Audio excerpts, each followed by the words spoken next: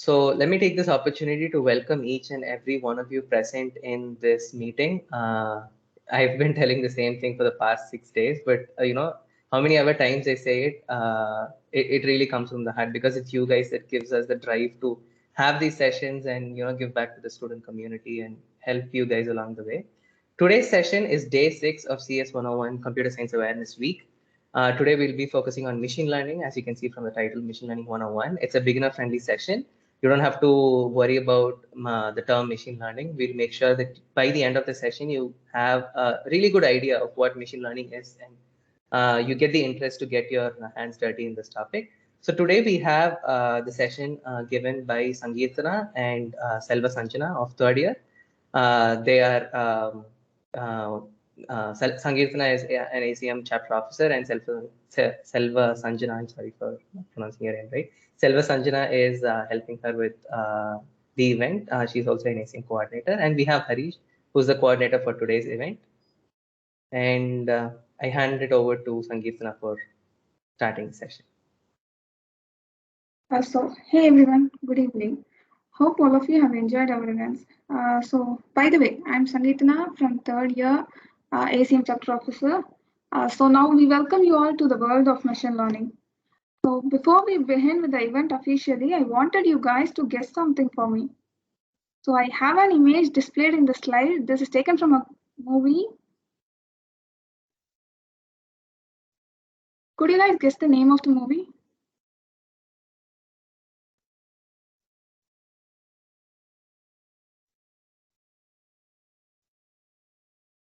Use chat box to type out your answers. Or you can unmute yourself.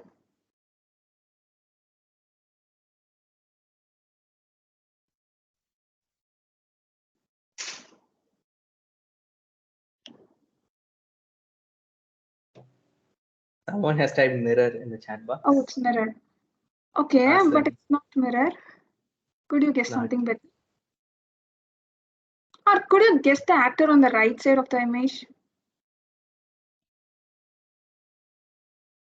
Oh, Snow White, Matrix. Okay, none of these. Okay, can I say the cast of whoever is present over the right side? It's Kate Mara. You may use your Google.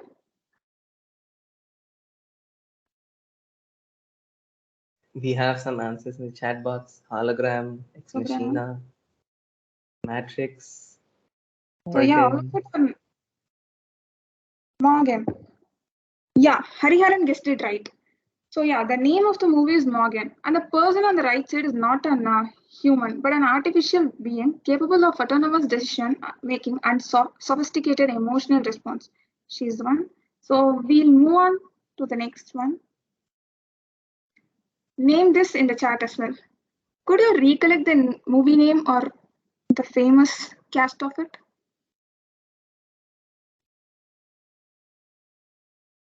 Oh, it's correct. Johnny, it's correct. Could you tell me the movie? I don't know the movie. Transcendence. Yeah, you can use Google, of course. It's Transcendence. Yeah, correct. You got it right. It's Transcendence. So now name the third on the list. Matrix. Correct. Okay, yeah. So it's Matrix. Now, could you guess what's common in all three of these?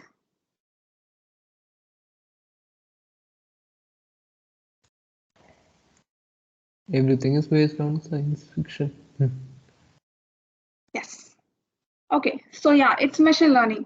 From decision making and sophisticated Morgan and a computer that's able to perceive things to a software that imitates the real world, science fiction is no more a fiction, rather laying foundation for what if machines are intelligent. We come across these technological advancements in our everyday life. Never think that ML only played a role in the stories of the movie, whatever you saw now. So ML has already been integrated into many aspects of the film industry, creating a script that will impact and gain more audience for predicting success of movies, selection or designing the cast, as in Thanos for Avengers that was done by ML, automating video creations, promoting movies like selection of camera locations, and creating first ever cognitive movie trailer by letting machines learn what keeps audience at the edge of their seat.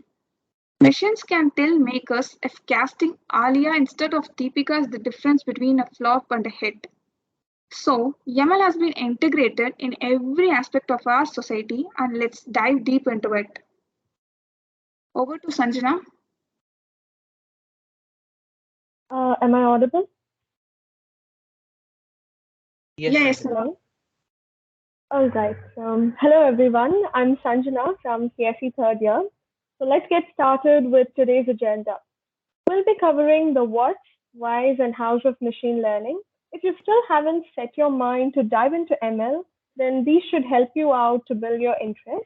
Then we have an interesting list of applications of ML. The main purpose of letting you know the different domains in which ML is used is not just awareness. Who knows, one among us might even build something better than what's existing in the near future. After all this, we'll teach you the first lesson of ML, which should help you get started with your ML journey. And last but not the least, we have an interesting activity. Be sure to grab onto your seats till the end of the session. All right, let's jump into the learning part now. Okay, we see there are three images here, a cat, a tiger, and a puppy. Now, how long did it take to differentiate between them? 1 second or maximum 2 seconds. For a person with an IQ about 85, that should be normal. Well, then let me reiterate the question. How long it would have taken if this question was asked to a 2 or 3-year-old child? Anything? Anyone wants to reply or something? Okay, then I'll just get continued. Well, that would be a lot of time, I guess. So we have evolved from the we have evolved from that stage, right? This concept is very similar to what's followed in most of the games nowadays. The more the experience, the better the player. Next slide, please. As I said, our mind has evolved. We have come across so many images, colors, and alphabets more than 1 billion times now. So it's natural for us to have learned it. And now we are trying to make machines imitate what we do. And guess what? Machines are stuff that are built by humans, and they're smarter than the humans. A machine takes only a few seconds to learn all the colors in the world. I still don't know more than 40 color names. Okay, back to the topic. Machine learns images the same way we do. The input is fed to them. They create the processes in order to they create processes in the form which makes sense to them, which is binary, and they try to learn the features of the image and are able to predict it, or even build something new that even we haven't come across. Next slide, please. Let me praise the machines a little bit more. The report says that an average human uses no more than 15 to 20% of his brain. I wonder if we can explore so much with this, then what would happen if we used 100%? Is there anyone who has watched the movie Lucy over here? She's a character who used like about 100% of her brain. You can raise your hand if you have watched it. There are quite some people. Thank God there are not all geeks in front of me. Cool, so you can put your hands down. Okay, over here, the smart humans build a machine which can use 100% of its capacity.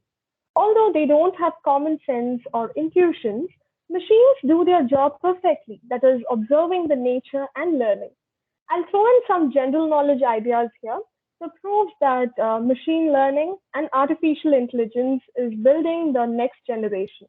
A few of the examples are Sophia, the humanoid robot capable of holding a conversation, Xiaomi, the cyber dog, Ava, Asimo, and a lot more. Well, I guess that's enough of introduction to pick your interest to the subject. Let's move forward with the formal definition. Okay, thank you, Sanjana. So, machine learning is a subset of artificial intelligence where machines can learn from data, analyze, identify patterns, and make decisions with minimum human intervention. Ability for computers to self-learn is what I would say if I ever able to describe it. As far as official definition is concerned, it is a machine learning program set to learn from experience E with respect to some class of task and performance measure if its performance measure a task improves with experience, states Tom, who found the world's first machine learning department at Mellon University. Moving Exactly. forward to what? Basically, what that definition was trying to say is, guys, when could you go back to the previous slide, please, Sangeeta? Yeah. So basically, what the quote says, or what the scientist proposed as a definition for machine learning, is that any program, or in our real life itself, right, when we are growing up from a baby, we'll experience something, and while doing some set of actions, right? Let's say you were naughty as you were a child, and you were playing around in your class without looking at the tables and the chairs around you, and you actually go ahead and fall on one and hurt yourself. So that is an experience. The tasks were you playing around haphazardly, and the experience was getting hurt. Now what was the result? What was the performance measure? Or you can attribute that to getting hurt, the feeling of getting hurt and crying. So from that experience, you learn not to repeat those same tasks again, right? In such an environment. So basically, to map that onto computers, when a computer program looks at some data, and it does some tasks, and it does some work whose performance gives it some sort of a feedback, a positive feedback, right? It knows, okay, if I go in this path, I'm going to learn a lot. If I go in this path, I'm not going to learn anything. So that's basically machine learning. That is a machine deciding like a human based on its environment, and the tasks it does to based on the feedback to learn on its own. Basically, it's us learning and humans now making a machine to learn. Over to Sangeeta. So thank you, Jagdish, for an awesome explanation. So moving forward to why is it needed for us? I'm sure you must have known about data information overload and why data is very important from yesterday's data science event. Data is being collected from every aspect of your life, right from your smartwatches. Data is growing day by day, and most of the data we have is unstructured, making it nearly impossible to understand, find patterns, and analyze with greater speed and accuracy. By building precise models in less time, an organization has a better chance of identifying profitable opportunities or avoiding unknown risks. Moving forward, automation, of course, machine learning allows companies to transform processes that were previously only possible for humans to perform. Think of responding to customer service calls or reviewing your resumes for everyday business.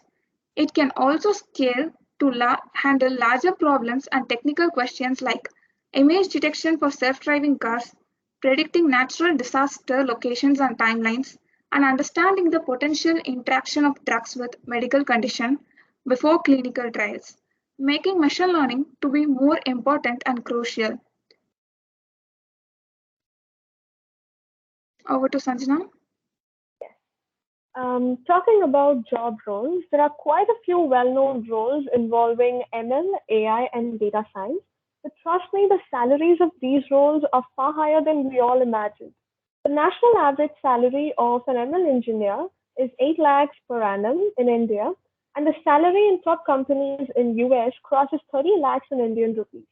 The roles and responsibilities of an ML engineer would be to design ML systems, researching and implementing ML algorithms and tools, and selecting appropriate data sets. Most of the time, the ML engineers they try to clean the data. That's what their main business is.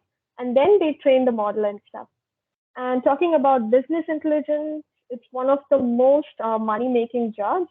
A BI developer's responsibility would be to design, develop, and maintain business intelligence solutions, crafting and executing queries upon request of data, and presenting information through reports and visualization.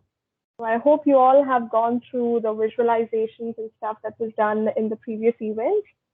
Then we have NLP, natural language processing, itself a domain as vast as ML and AI. NLP engineers create devices and systems that can understand the human language. All the softwares and devices that you use daily in order to communicate in your own language or making a voice search or a song search comes under NLP. Still, there's a lot to explore in this domain. Maybe tomorrow, with a voice command of mine, I might even have an autopilot helicopter on my terrace. Well, back to the topic. The salary of an NLP engineer ranges from 7 lakhs to 24 lakhs. Next slide, please. Yeah, and those numbers are just for the the beginning entry-level positions. Exactly. Well, so here's a chart that shows the number of vacancies requiring AI skills from the year 2010 to 2019. Well, as ML enthusiasts, I would like to view your opinions of what you infer from this chart. I'll give you 30 seconds to observe it, and then you can post your inference, that is, the observations from the chart. Yeah, your time starts now. You can post your inferences in the chat box.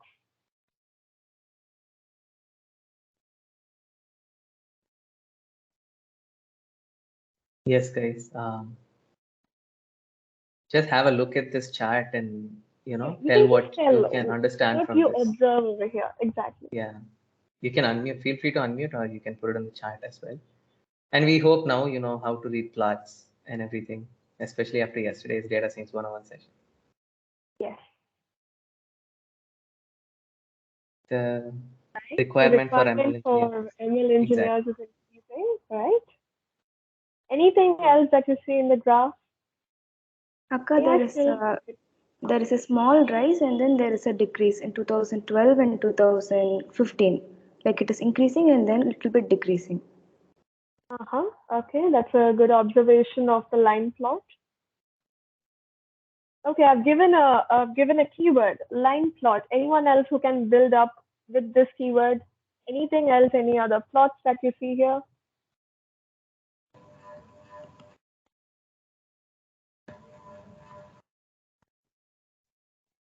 All right, so I guess the time's up, and I would like to clap hands for all the people who have answered.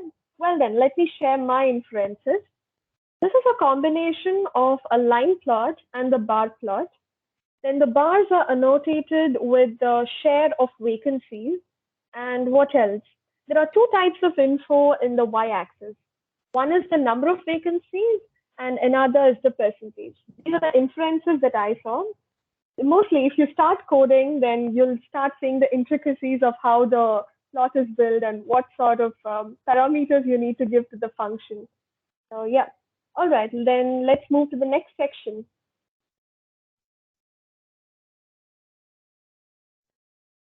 So thank you, Sanjana. So the pervasive and powerful form of artificial intelligence is changing every industry today. Let's begin with a basic application that you have been using day to day. Could you name some day-to-day applications using ML? Could you name it in chat or could you unmute yourself?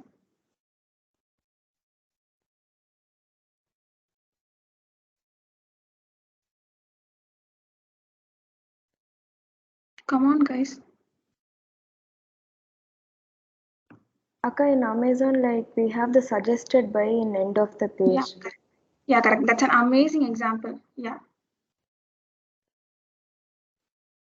Netflix. Face recognition. Face recognition. To unlock phones. Yes, for attendance systems, for many other biometric access controls. So that was an awesome example. So moving forward, tabbed inboxes seems to be more organized, but have you ever wondered how the incoming mails are categorized in your Gmail? Of course, I know you are using your Gmail every day for any of the official communications. Any guesses? Okay, let me get into there. Okay, Gmail tabs uses a classification system that applies machine learning to determine where to put email based on who the email comes from, what type of content is it, and how Gmail users have interacted with similar contents, and many more. Gmail provides the user to customize these tabs based on their choice of incoming mail. Algorithm does understand that all inboxes are not alike. Moving on, identifying spam in a total of 75 emails you receive in a day seems to be impossible. It is to be noted that tagging non-spam important mail as spam can affect drastically. No worries, spam filters used by Google are awesome nowadays. When you click report or non-spam buttons, you are not only improvising your Gmail experience right then and there, you are also training Gmail filters to identify spam versus wanted mails in the future as well. Similarly, Microsoft Outlook has its own model implemented. And another smart move by Google is Smart Compose, offering suggestions or predicting next words as you type. You can see it over here. As seen here, from greeting to closing, you can let Smart Compose help you write emails faster. It's based on bag of words and RNN NLP techniques. Moving forward to various other models from Google, which implements ML. Google search is one of the most important factors for the success of the company. While you start type in the search box, it automatically anticipates what you are looking for. This is because of your past searches that's stored as history, trends, or from your current location. When you search for weather, it gives you the correct results with tagged location. Ignoring whether you are happy or scared with Google knows everything. Let's proceed further into the session. Have you ever mistyped a word during Google search? Have you ever? Could you raise your hands?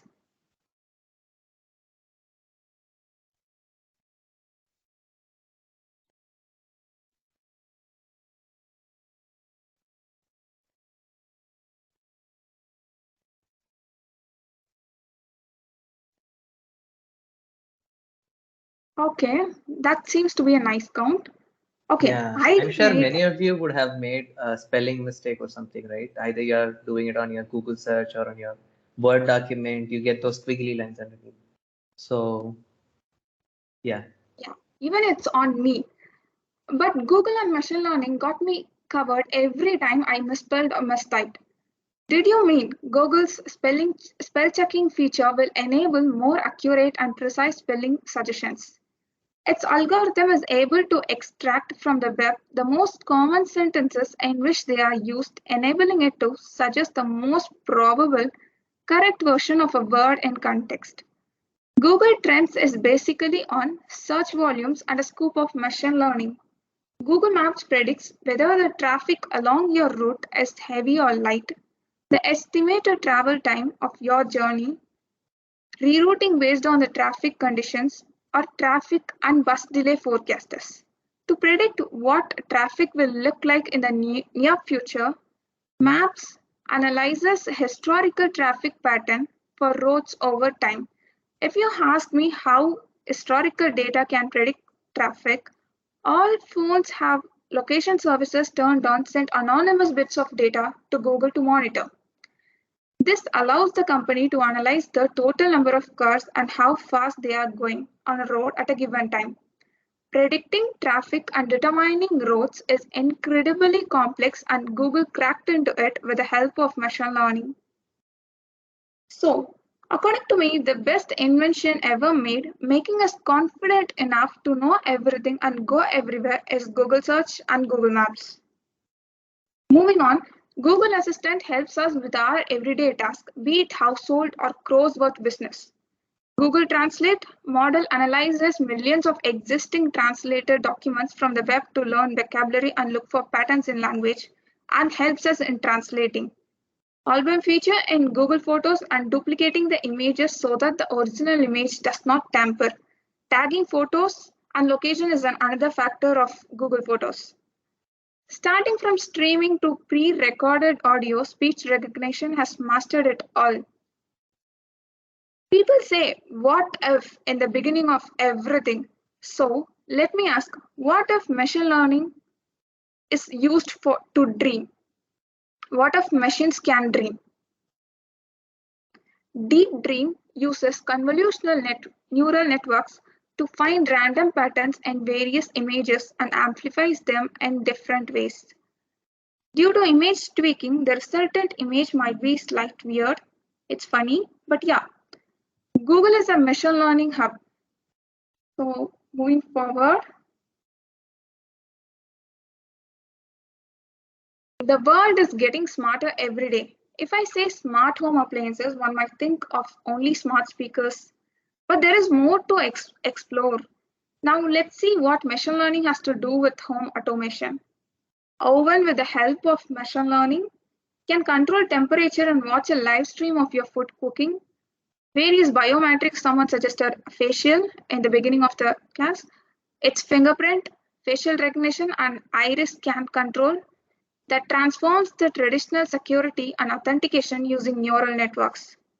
Smart windows to block and insulate light. Smart surveillance to detect anomalies like a person entering a restricted area. House controlling interior and exterior lighting. Apart from convenient features offered by our smart toilet, it tracks illness, sleeping habits, cardiac rhythm, and exercises by lending a helping hand to medical science. Forget about us. Even pets have something for them. So it's smart mats, video monitoring, smart doors, and smart feeders for your favorite pet animals. Till a decade ago, you had been told you can control everything by a clap or a click. But now you can control the lights, set timers, schedule smarter showers. As we advance towards faster connectivity and the possibility of integrating IoT and machine learning. With this, you can make your home a little more livable and a lot more automated. Now, moving on to your favorite Netflix. Netflix's phenomenal success is that it leveraged YAML. Netflix uses the watching history of other users with similar taste to recommend what you may be most interested in watching next, so that you stay engaged to them. Because you watched, you will like is a part of recommendation provided by machine learning. Auto generation of your thumbnails. Netflix annotates these images, then rank each images in an effort to identify which thumbnails have the highest likelihood of resulting in your click. Location picking using ML, as I mentioned previously for movies. They use machine learning algorithms to conduct market research. And they also use machine learning to find which type of content would you be most suited for a particular market segment. The top ranker, as in the picture, is based on machine learning's recommendation. Oh, yeah. So after all these use cases, can you raise your hands if you still feel that AI and ML can be an extension of your mind? Can I get a quick count?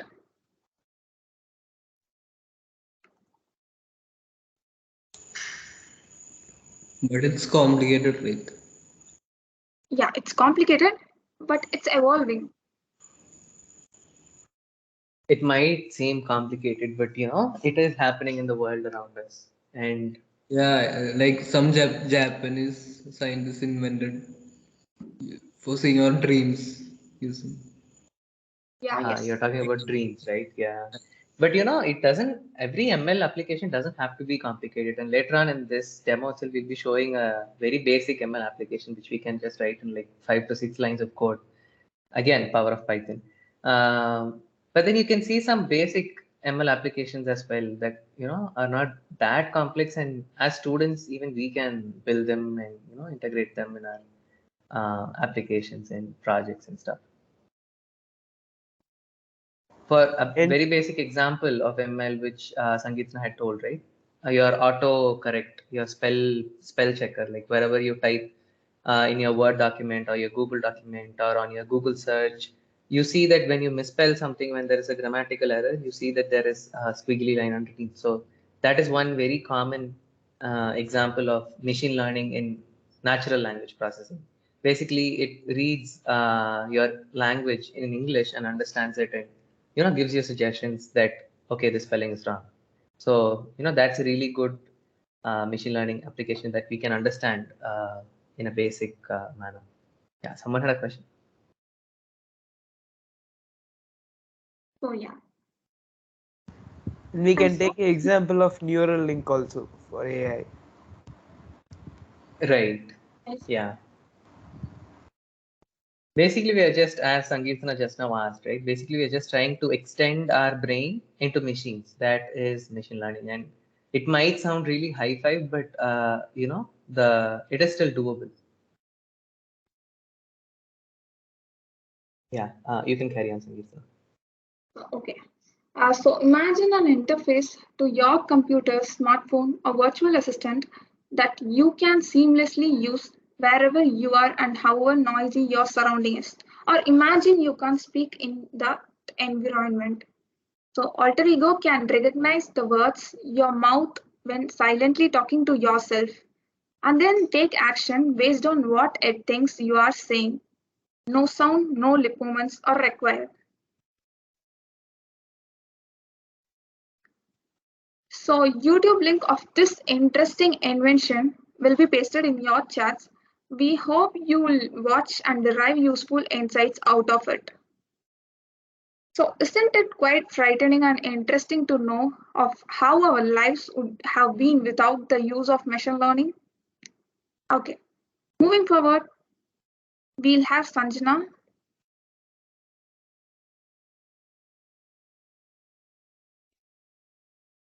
Yeah, I guess Jagadish Bhaiya is going to explain this slide.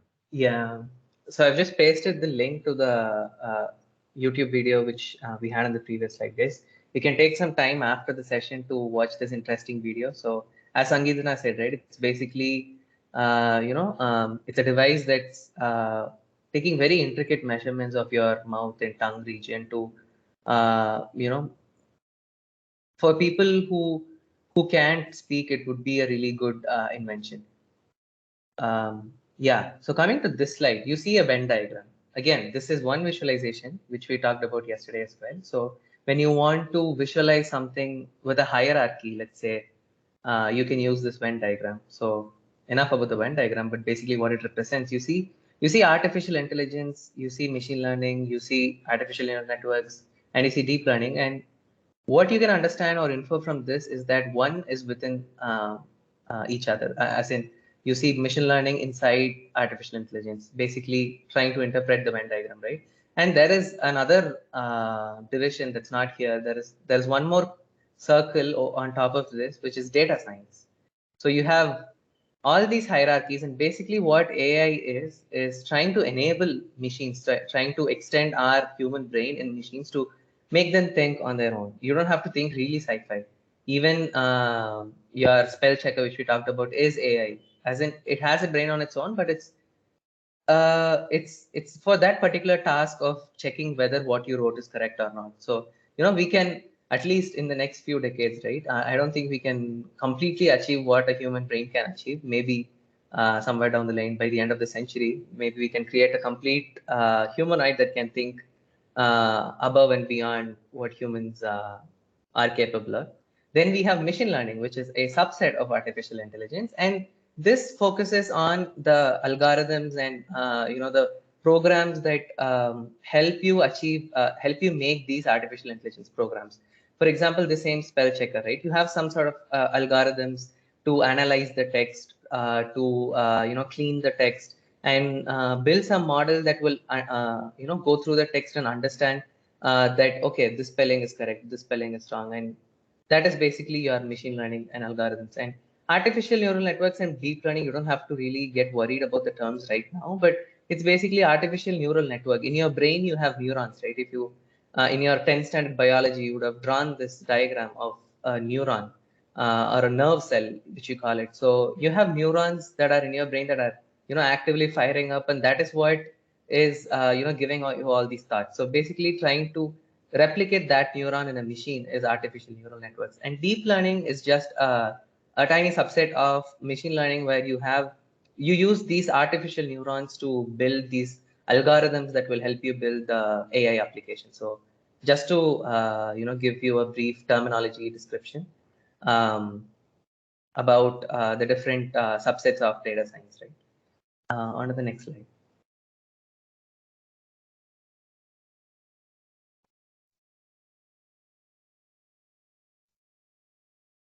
Right. Actually, we have the activity There's one here, more right? slide, right? And an activity. 1 second. Let me just put that up here. Can you just unshare and share it again, Sangeeta? I moved the slide. Yeah. So now we have this activity, guys. Let me just drop the. It's a fun activity. Let me just drop the link in the chat box. 1 second. So someone had asked, it's really complex, machine learning. Let me just show you how real time it can be made, right? Can you just open this link on the screen? I've dropped the link in the chat box. Each of you can just open this link and on your own. Sangeetana, can you open this link? So basically, can a neural network learn to recognize doodling is the tag of this website. So it's basically Google's just a fun application that recognizes what you draw on the screen, basically what you doodle. Right? So you can just go ahead and click on this link and press Let's Draw. Can you press Let's Draw, Sangeeta? Yeah, so it asks you draw a flower in under 20 seconds. So now you just draw something. If you draw a flower, right? Can you just draw a flower? So you can see as you draw in real time, you see the computer asking you, I see a hockey puck, I see a moon, I see circle, I see comet, I see a pillow. So it's throwing you all these random words. I see a ring, right? If you draw the correct, let's draw a correct picture now. Let's just draw a finger. Draw the hand maybe. Yeah. So it says it's a finger because generally people draw it like this, right? So you can see how robust these machine learning algorithms are. That machine is capable of understanding some random drawing that you're doodling on the screen in real time to actually give you these real time predictions of what you're drawing. Maybe we can just have one more drawing. Post plant. Just draw a flower pot maybe and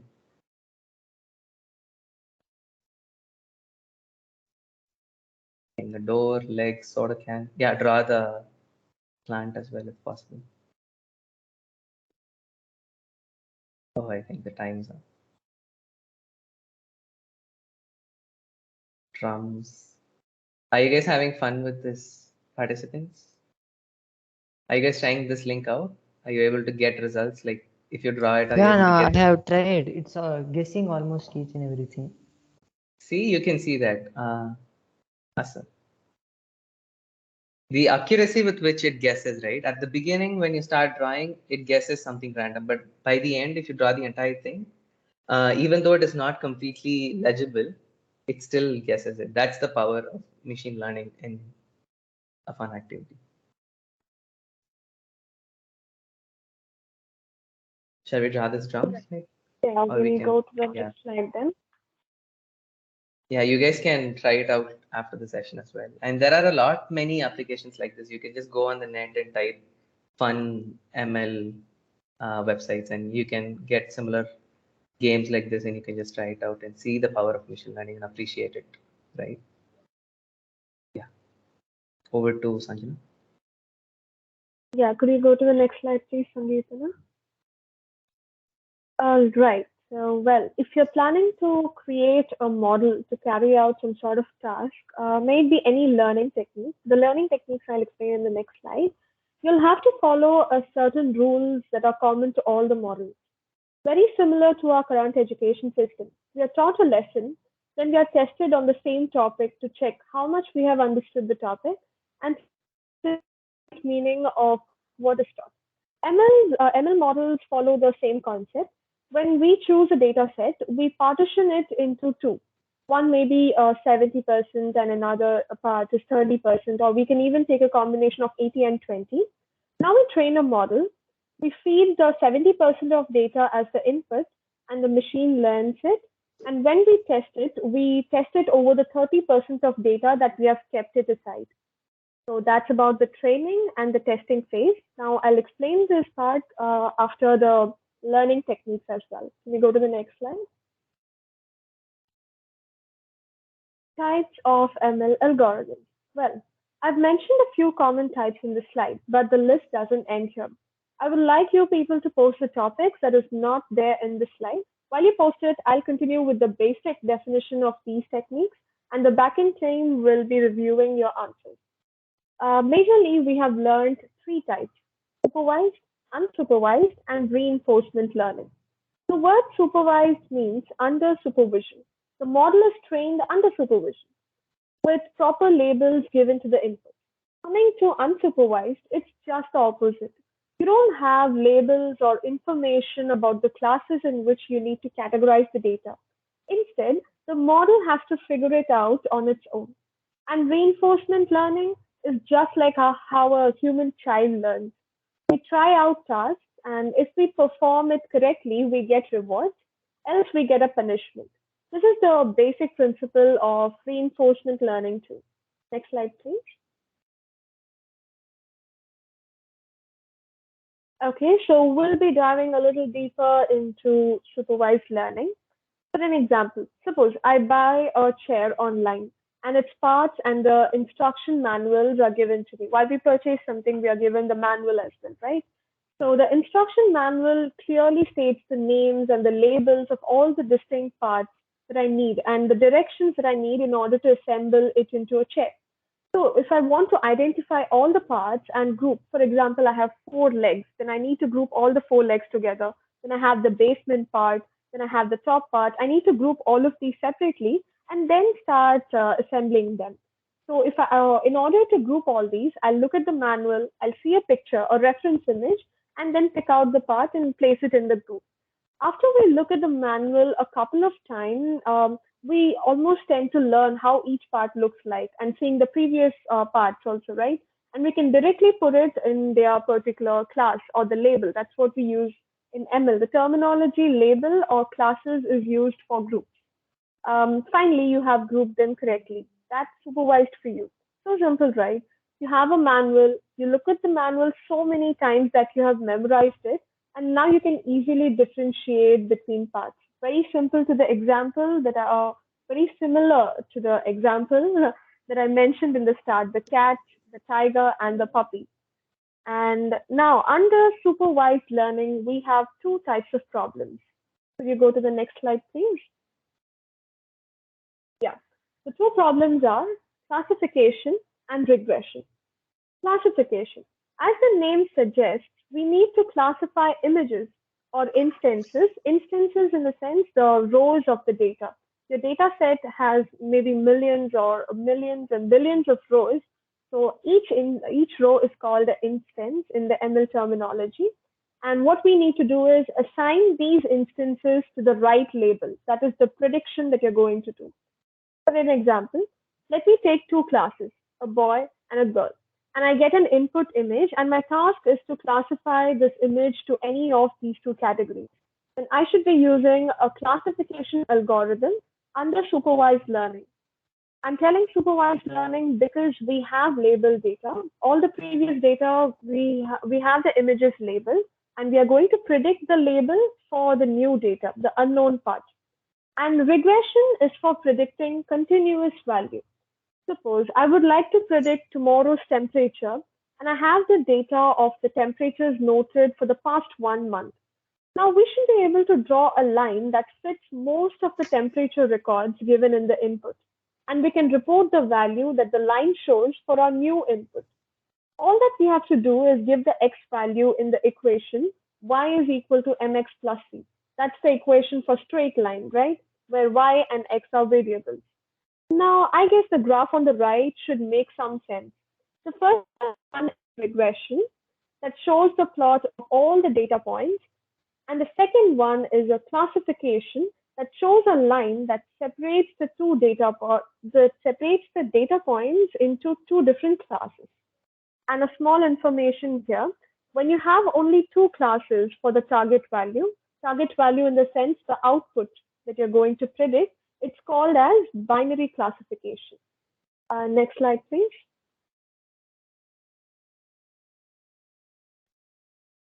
Okay, so this is a recap of what we have just learned in supervised learning. We have label data, and the problems are of two types, either regression for continuous values. Please remember these keywords because they're going to help you out a lot, and classification for categorization of data. And also, supervised learning is called as a predictive model because you're going to predict the next label, you're going to predict the next value that is unknown to us. Now, let's learn a little more in regression. Can you go to the next slide?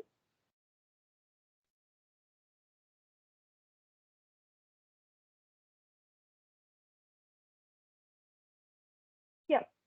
Most probably, this is going to be your first model to learn wherever you go, either it's the classes or online courses. So, linear regression. The objective of linear regression is to find the best fit line that is near to most of the data points. We have so many lines we can draw. If I give you an X and Y plane, you can draw infinite number of lines, but our objective is to find a line that is near to most number of data points that actually fits the data set that we have. And the formula for a simple linear regressor is y is equal to beta naught plus beta 1x, where y is my target variable. I guess I've already mentioned the word target now, and you all should be familiar that target means output, and x is the input variable, and beta naught and beta 1 are the weights that we assign to the input variables. A bit more about weights. Weights are used to depict how much the input features affect the output feature. Here in this example, X is the number of hours hours of study, and Y is the exam scores. Yeah, next slide, please.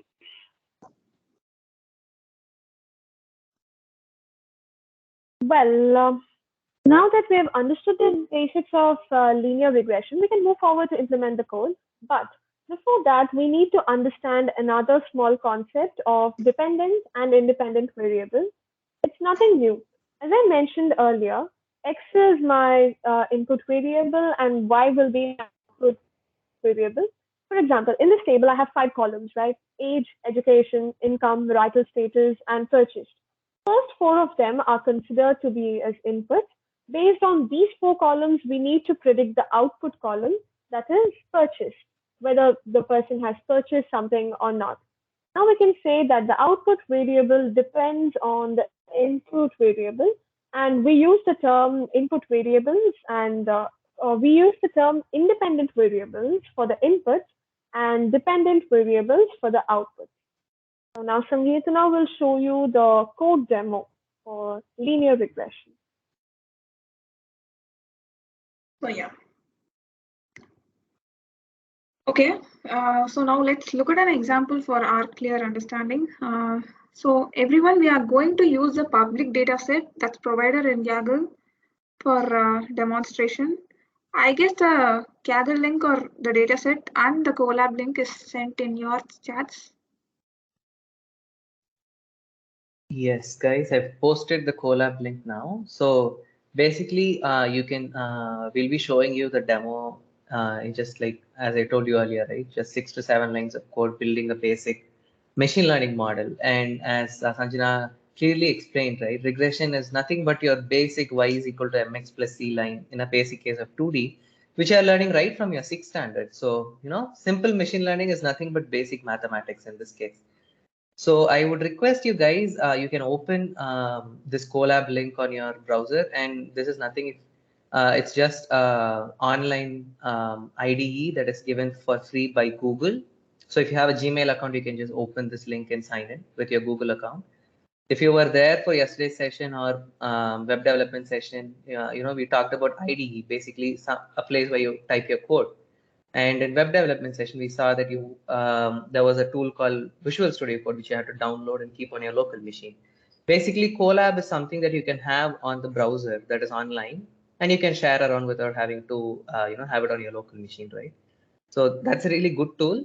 We've actually explained this yesterday, but just in case if you had missed yesterday's session, this would be a good intro to this tool, which you can use for basically any programming, not just Python. You can use it for your homeworks and stuff, and it's free, right? So you can just open this link on your computer and just follow along with the demo. So guys, sorry. Let me just give a few points in the data set, right? So for today's demo, we have taken the simple house price prediction data set from Kaggle. Again, if you had missed yesterday's session, Kaggle is this wonderful, wonderful resource for data science, machine learning, AI, where you can just find a lot of competitions, a lot of data sets, a lot of notebooks. People have worked on many of these problems, right? For open machine learning problems, and you can just go wild here. It's a collection of many data sets from house price prediction to movie rating data sets to heart failure data sets. You just have everything under the sun, almost everything under the sun here.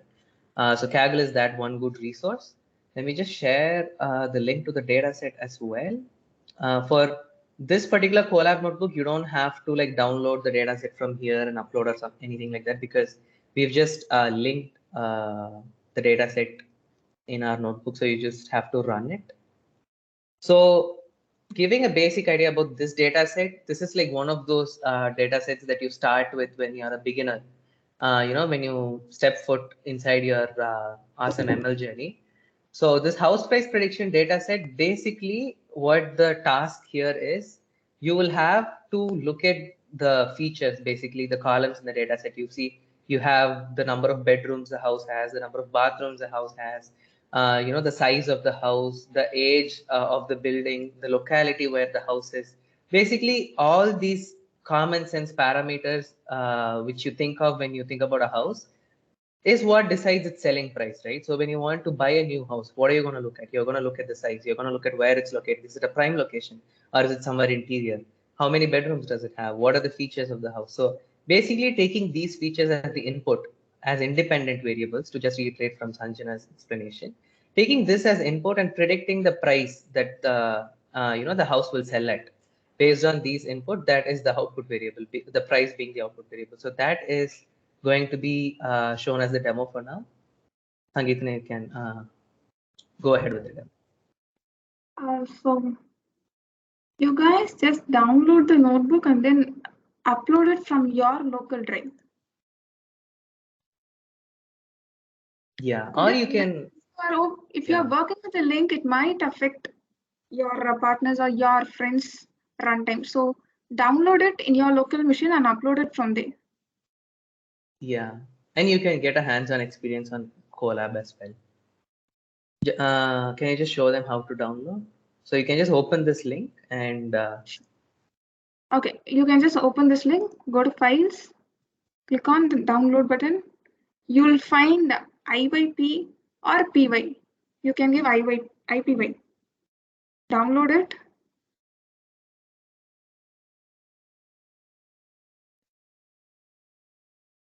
And you can just open your Google Colab. Yeah.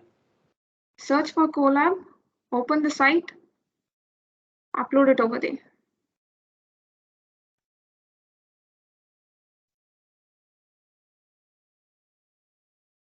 Yeah.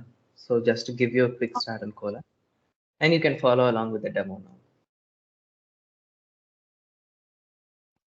Okay, I guess you guys have done this. If you find any problem with the code or any problem with uploading things, you can raise your hands or you can unmute yourself.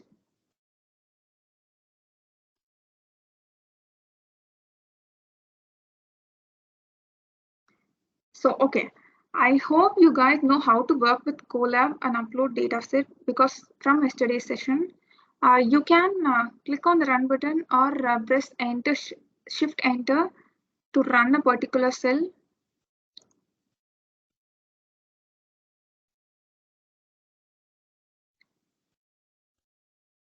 Okay, so coming to the implementation, I have imported NumPy, Pandas, and Matplot for it. You can use as for, alias, or leave it as it is. But when you leave it as it is, every time you will have to type out 6 to 5 letters instead of 2. So make sure you give some alias name for an easy implementation. Moving on, whenever you want to read a file to work, you'll use Pandas functionality, read CSV, read Excel, read JSON, or read HTML, depending on the format of your file. I have my dataset in CSV, so I'll use read CSV from Pandas. I'll read this and store it in a variable. So basically, this dataset is taken from a GitHub account. We have used raw link for this dataset. You don't need to download any of the datasets for today's implementation. You can use the same link.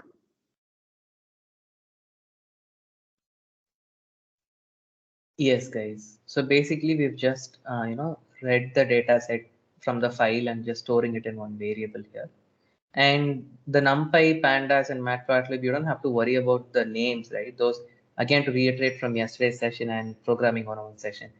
If you know about the header files like IOStream, which we have in C, C++, and those header files that you include there, this is basically like a dictionary for the computer. So when we are reading something and we don't know a particular word, what do? We look it up in the dictionary, right, to understand the meaning.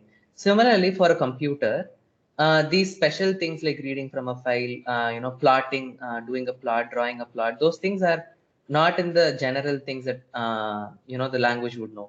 So for that, the computer needs to have some sort of a dictionary to look up these things and understand the meaning, right? And that's basically what you do by importing libraries. This NumPy has a definition for some set of functions that will be defined in it, which you can use Pandas, and Matplotlib has the definition for visualization functions. So that's about your import statements. And yeah, now moving on with the demo. Okay. So I have used head to display the first 5 rows in the column. You can actually customize it. If I run without any values in the head, I'll get the first 5 values from the dataset. You can customize it. I'll be using 7. You could see the first 7 rows from your dataset. So yeah, could you tell me what could be the dependent variable or what could be the label? Yeah, the label or the dependent variable or the output variable. Let's see. From this data set, just look at the columns that are there. So look at the columns. Yeah, maybe you can execute the next cell and show them the columns. So you see dataset.columns, right? You have ID, you have date, you have price, you have bedroom. So from these list of columns, just have a quick guess of what would be the output or the target or the label or the dependent variable. All these are just synonyms, many words for the same thing. So yeah, someone has dropped it in the chat. Price, exactly. Price, exactly. Correct. Thank you, Ajay, for that. So price is the dependent variable, as in we are going to make a simple machine learning model, the linear regression one that you saw, the XY line, right? So we are going to make that model to predict the price of the house. Yeah. Okay, so now moving on, we'll check if the dataset has some null values or not. If a dataset has null values, it might affect in our accuracy in our interpretations. So to find that, we'll use EastNull. EastNull is used to find whether we have a null value in the dataset, and some will sum out the null values in that particular segment of columns. So here, if you see, you could find 2 values in square feet above. So yeah, to remove that, we'll use drop num. Okay, so those 2 null values would have been removed by now. We'll check it once. We'll again use the same implementation. So, yeah, so you could see that there is. Yeah, so you could see that there is no null values. So now moving on, we'll separate the independent and dependent variables. So input variables are independent and output variables are independent, as Sanjana said. We have taken a single variable square feet of living room as our independent and price is dependent. We'll commonly use X to store independent values and Y to store dependent values. You can, of course, modify it according to your wish. That's just a standard format. So now for training and testing phase, we will split the data set. To do this, we need some pre-built function. So we'll import train test split from sklearn model selection. We'll run it. sklearn is a famous library for those. Yeah, go ahead. Yeah, don't worry about these syntaxes, guys. This train test split is nothing but just, to give you the example, you'll be learning for your exam from your textbook, right? So you'll be training for the exam, you'll be learning from the exam. And some part from the exam, you'll be having it in the test part. Maybe not the exact same questions from your textbook, but some other questions to test your understanding of what you learned. So that's your test. And that's basically this. Here you're just dividing the data set into two distinct subsets. Like you have, let's say you have 10 rows, right? You take the first 8 rows to train or learn, and then you're going to take the next 2 rows to test the machine's understanding and to see if it's going to give the correct output or not. Basically just a test process. So here you can see that we are split using the train test split function from this sklearn.model_selection. Again, this is just a dictionary, right? For the computer. Don't worry about what it means or anything. So when you call this function and you see test size is 0.2, that is basically saying the 80 to 20. 0.2 is if you have 10 questions or if you have 10 rows, 8 rows, the first 8 rows will be in the training set and the next 2 rows will be in the testing set. That's called an 80-20 split, which is really popular in ML. So we're just dividing this data set into 80% into the test set and 20% into the 80% into the train set and 20% into the test set. Yeah, moving on. Before going to the next cell, can we know why house price prediction is a linear regression? Or a case of regression? Can we know why it is regression? Yeah, why not classification? Why is this problem regression, guys? Any idea? So previous slides, we saw the definition of what classification is and what regression is. Why do you guys think that this is not classification and this is regression? Just to give you a hint, classification is grouping. Class, group. So that's your hint. Any idea?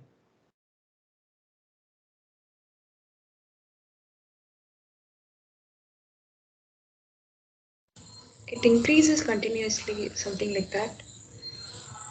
Absolutely correct. Yeah, absolutely. Yes. Differentiate between the inputs. This is not really about the inputs, Ajay. This is basically about the output. So based on the output variable, so you answered price correctly. So based on the nature of this price variable, so is price classification or regression? So price is a continuous variable, right? You see it's some integer or float, some value, like it ranges from 2 lakhs, a house can cost 2 lakhs, a house can cost 4 lakhs, it can cost 35 lakhs, whatever.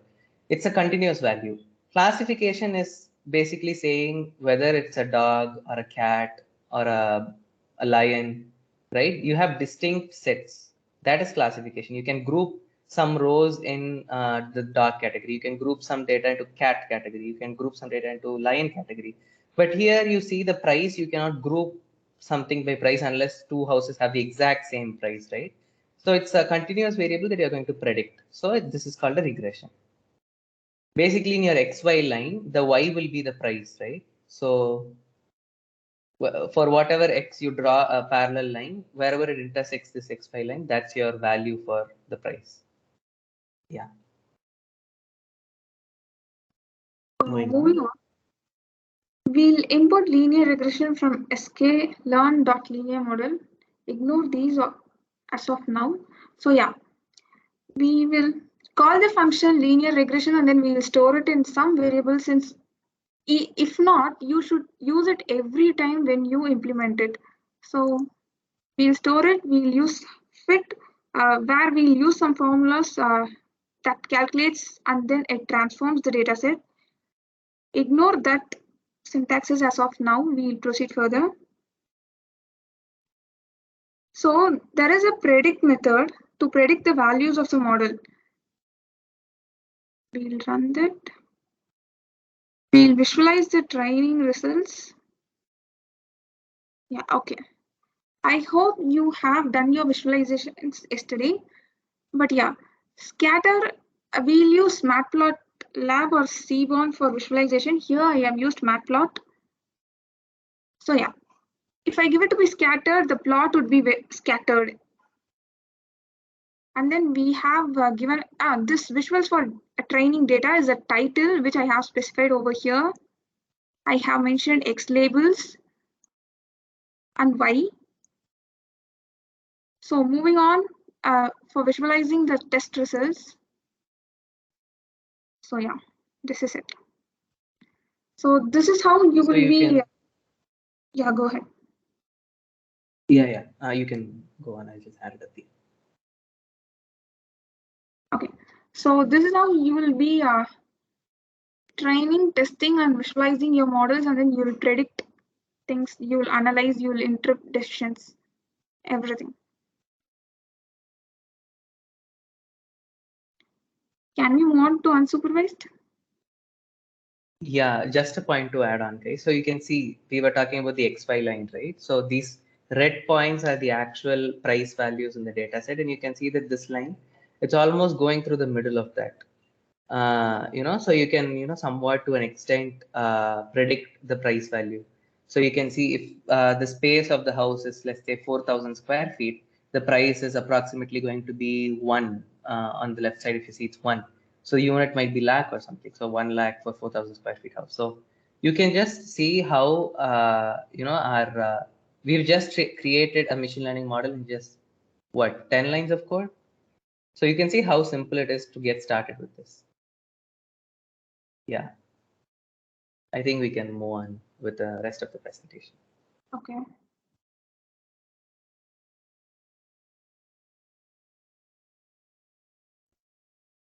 So, moving on to unsupervised.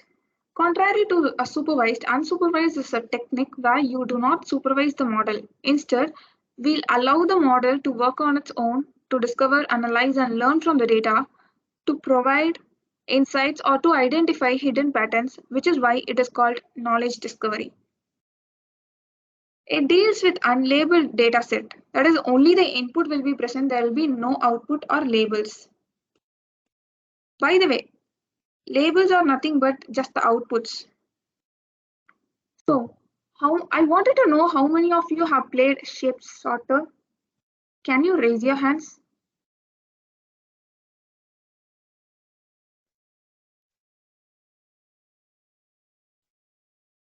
Yeah, this is shape sorter. How many of you have played it?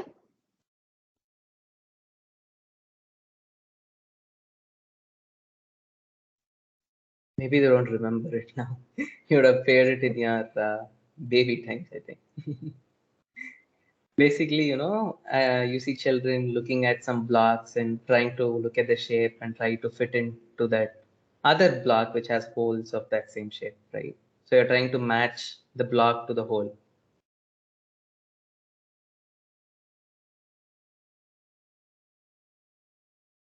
Okay, so moving on.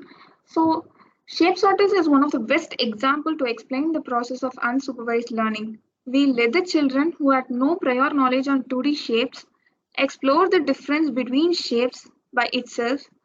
The children will understand and recognize shapes after some time, and then they'll sort it flawlessly. So this is how unsupervised works. So the inputs will be given without labels. So this is how we'll provide inputs for unsupervised learning. The model will find pattern by analyzing various features like shape, size, color, and cluster them into similar categories accordingly. Suppose if you buy a chair online, if parts and instruction manual are not given, how will you? It's not clear enough, or if it's not, you weren't given that. Yeah. What will you What do if the then? manual is missing? I When wanted your you to. delivery, you get all the parts, but the manual is missing. What would you do in that case?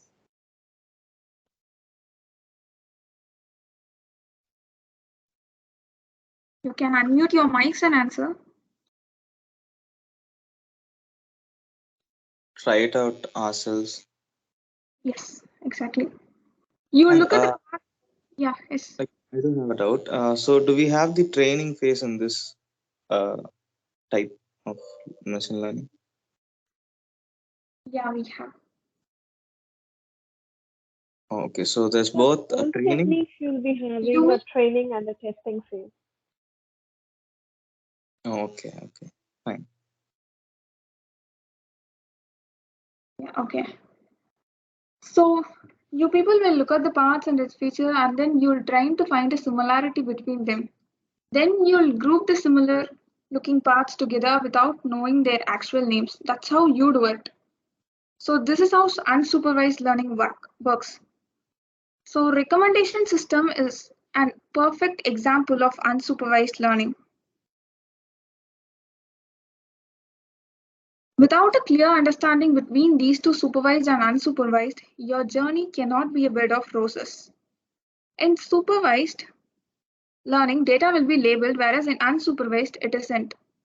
Whenever a new data enters, it is mapped to known value in supervised, whereas unsupervised discovers pattern. Classification and regression is a part of supervised. Clustering, association, and dimensionality reduction is a part of unsupervised. Over to Sanjana for reinforcement learning. All right, so this is the last learning technique for the day. Let's consider a situation where we are all preparing for an annual exam. In this case, we are the agents, and the tests are conducted. The tests that are conducted is considered as the environment. Throughout the academic year, we write many tests as a practice for the final exam. After each test, we do get a feedback from our teacher in the form of marks. It can be a reward for scoring high or a warning for scoring low. Based on this feedback, we try to change our method of learning, also known as the action, for the next test to increase our marks or continue learning in the same way if we had scored higher previously. This recurrent method of writing tests, getting feedback, and optimizing our learning strategy prepares us for the ultimate goal of scoring high in the final exam. This is reinforcement learning, a method based on rewarding desired behaviors and or punishing undesired ones. Could you go to the next slide, please?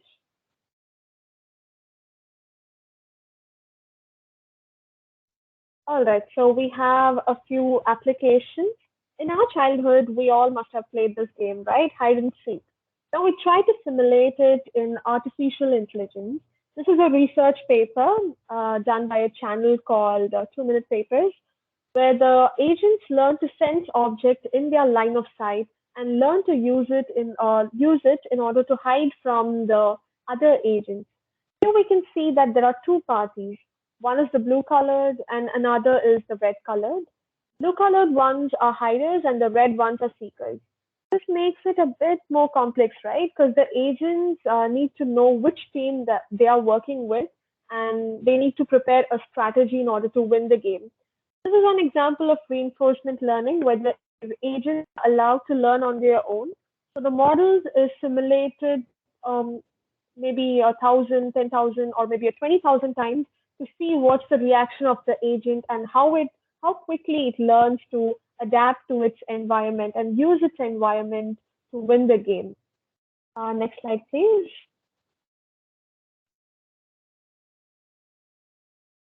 Yeah.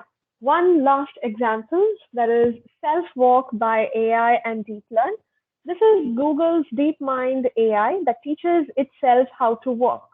This is a very unique motion. The stick is making, itself learn about how to walk. The model was given virtual sensors which tell information about its orientation and the objects that come around it. Yeah, we can move to the next slide for the activity.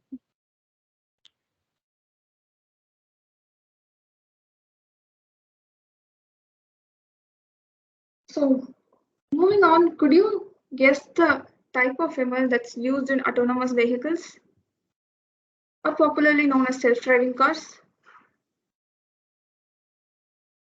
So we saw 3 types now, guys: supervised, unsupervised, reinforcement. So if you guys could quickly unmute or drop it in the chat box, what machine learning type do you think self-driving cars are? Unsupervised learning? Okay. Any other answers? Supervised one. Why would you say that it's supervised or unsupervised? You could also give a reason of why you think that, if possible. Or if it's just a guess, that's also fine.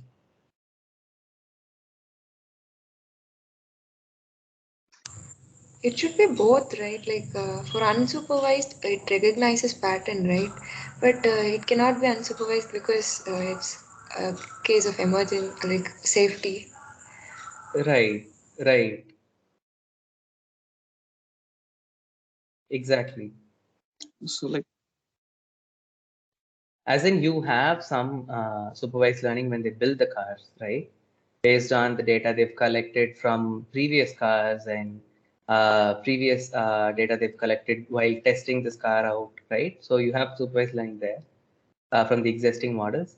And on a day-to-day basis, as you drive the cars, it is still continue. It will still continue to learn. So when you buy a self-driving car from Tesla or Google, right, it's never going to stop learning. It's always going to continue learning. So you have the unsupervised learning there going on as well, and a slight amount of reinforcement learning as well. You can see in this particular example, as in if at all your car gets in an accident somehow, it's gonna get some feedback from the environment, and it's gonna use that uh, to learn to not do that same mistake again. So we could say it's like a mix of all 3, and you cannot exactly pinpoint in this case, right? Yeah, you can move on to the next slide. So moving on, could you guess me what type of MLS face mask detection?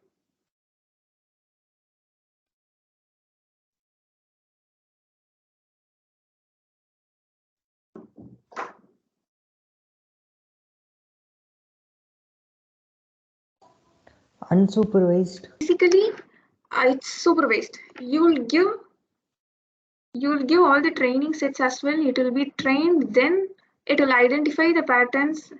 It will identify people if they aren't wearing any mask. So it's supervised basically.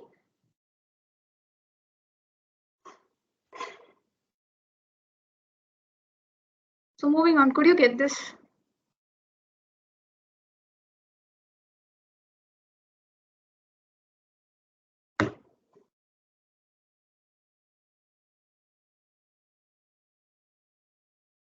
What type of learning do you think Amazon's recommendation system is? It's reinforcement. Reinforcement. So what makes you think so?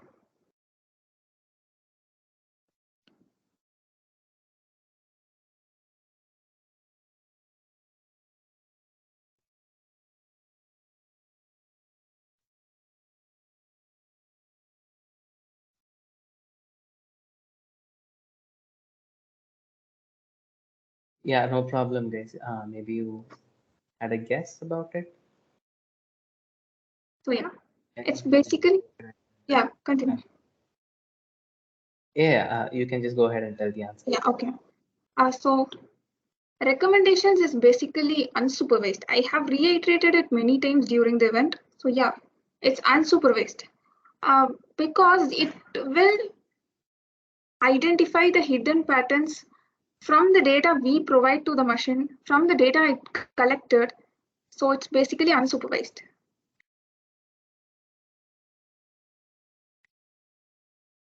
Right. I think many people got a bit confused between unsupervised and reinforcement because you guys are saying trial and error, right?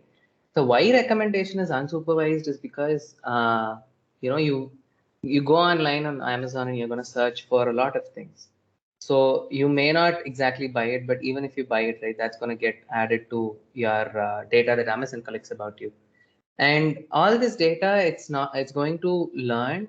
It'll try to see the common patterns between your purchasing habits and try to recommend similar items that you may purchase, right? Either in the same category, or let's say you buy a broom. If you buy a broom, you'll obviously have to buy a dustpan to collect the dust with the broom.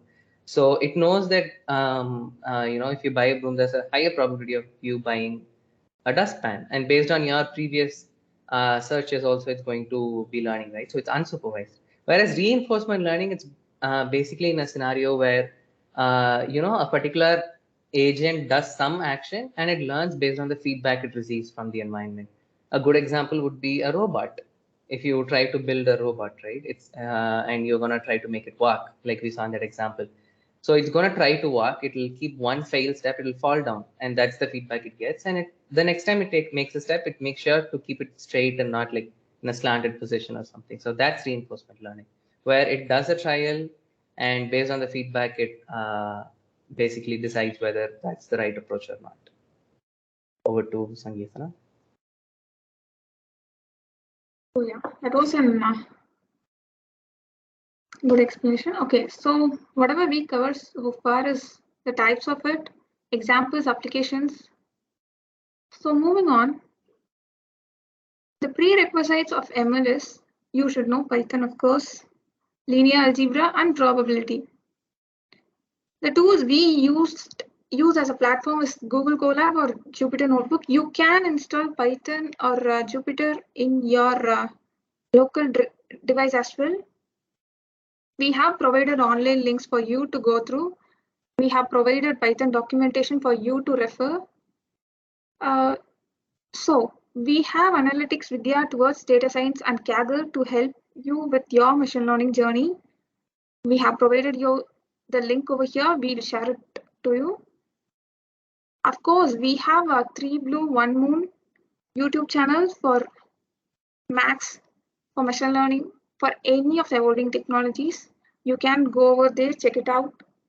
Okay. So now moving on, we are planning to have a quiz. It's basically the resource hunt.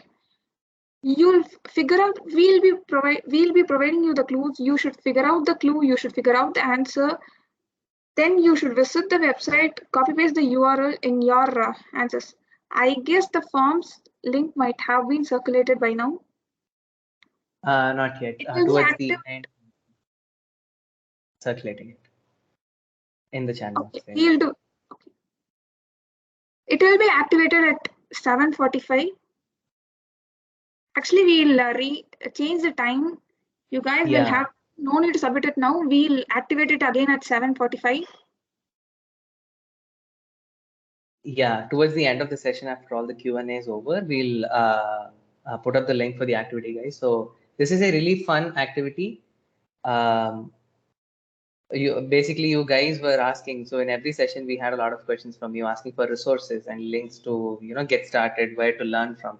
And we have those resources, but we put that as a form of a quiz as a resource hunt. So it's a really fun activity. I would recommend everyone to who have attended today to go ahead with this quiz and try to figure out from the clues what websites they are. Of course, we'll be posting the answers and the leaderboard afterwards, after the quiz ends. So you'll have 20 minutes. You have 7 clues. You might think the time is a bit much, but trust me, you'll love doing this activity. So we've just given 20 minutes for 7 clues. You can, after the end of the session, you can just go ahead and take up the activity.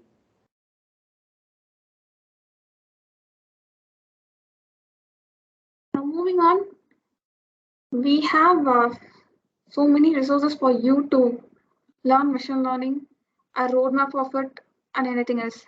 We'll share it to you. So now, if you have any questions, or you can put it up in the chat, you can unmute yourself.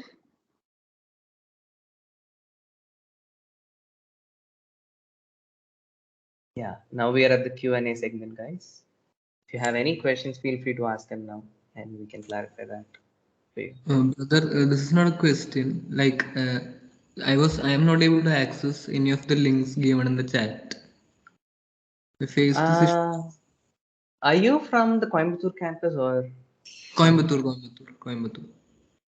Actually, you'll have to log in with your Amrita email ID. you have a @cv.amrita.edu ID, right? Okay. Okay. Yeah, I think if you log in with that, you can access all the links. But in that ASM registration, at that time, they asked like your personal email ID. Yeah. Just to send across the links, because you guys in first years, right? Your actual roll number is not given yet. Right now, you have your application number. So after this, your email ID will change after a few months, I think. Okay. I think in next month or something, you will get your permanent roll number and your email ID will change. So for So that, personally, for that only we ask the personal email, but then you can access these forms using your Amrita email ID. Okay, thank you. I have a doubt, like in unsupervised learning, like there are chances for wrong pattern recognition, right? What happens in that case? Right. Exactly. And even not just in unsupervised, even in supervised. So you're talking about the error, right? So basically, like how we learn and write a test, we do make mistakes in the exam paper. We don't all score 100 marks, right? Similarly, we have to expect the same from the machine as well. And it's still in the process of learning from the data. So you cannot really expect every machine learning model to give you 100% accuracy. And if it does, right, that's also a red flag. Later on, if you dig deep into ML, you will come across terms like overfitting, underfitting on your training data. That is, it's bad if your machine learning model gives 100% accuracy. It's bad if it gives 0% accuracy as well, because for some of the data you are going to give is not going to be really huge. It's going to be some subset of it, right? And if it's going to completely give you the correct answers for your data, it may not work in real world data or real world cases that may come in. So you to come back to your question, right? So you need to expect some error, be it unsupervised, supervised, in the predictions that the model makes. And I think you asked specifically about unsupervised because you do not have labels. So think about these real world cases of unsupervised learning, right? So when you go to Amazon and you buy something, so what is going to be your output variable there? You cannot say that even if you search for something, that's going to be taken account of.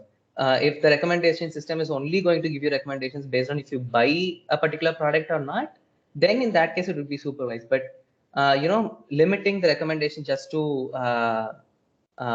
give you recommendations of what you bought is not really that good. Giving you recommendations on what you even search, right? That is a more complex recommendation engine. So in that case, you do not have labels in the data, but you still have to develop a machine learning model, right? You have a lot of data, you still have to process it. So that's where unsupervised comes into picture, where the machine just looks through the data and it finds common patterns between the data and it arranges groups them together. We call it clusters, right? So in the example of buying a chair online and the instruction manual missing, in that case, what would you do? You will look at all the parts scattered on the floor, and without having the manual, what will you try to do? You will try to look at one part and you'll try to find all the similar parts for it and try to put them in a group. Like you would try to segregate the parts into small groups just by looking at it. And that's essentially unsupervised learning for you. And while you do that, of course, there will be some mistakes, right? So when you get deep into machine learning, you'll learn about what all error parameters are there, basically how you evaluate a model, how to overcome that error, how to make your model better, tuning, and those are like some advanced concepts. And this is just a one-on-one session, so telling all that would be too much. We can arrange a future session to dive deep into this concept as well. Any more questions, guys? Meanwhile, I'll just post the feedback form and the link to the activity in the chat box. I request each and every one of you to fill the feedback form. It'll be really helpful for us as well. And you can take up the activity. So it'll be open at 7:50 and it'll be open till 8, and you have 20 minutes for 7 clues. It's a really fun activity, guys. Basically, but at the end of this activity, you'll get resources, which you always ask for in every session, all right? To start your ML journey. Are there any more questions? We have 5 more minutes.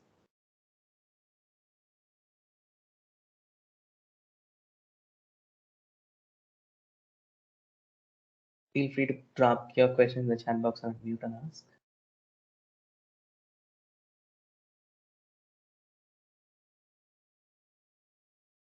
try. I think there are no more questions. And I think you guys are really hyped up for the activity, right? So you have 5 minutes more. So take a quick 5-minute break and complete the activity, guys. Do tell the other attendees of the session as well, your friends, to take it up. It'll be really rewarding. So I think this brings us to the end of this session. If you have any more questions, feel free to drop them in our socials, WhatsApp, Discord, wherever you want. We will make sure to get them clarified. So let me take this opportunity to thank each and every one of you for joining and being an awesome audience and being interactive throughout the session. Thank you. Thank you, Sankirtana and Sanjana, for giving that amazing session for the juniors. I'm really sure now that they know a bit about machine learning in their first semester itself. Thank you for that amazing session. Stay tuned, guys. Tomorrow is the last day of CS 101. We have cybersecurity, introduction to cybersecurity coming up. That would be wrapping up this entire week of fun-filled sessions. Keep the count up, guys, tomorrow as well. Thank you.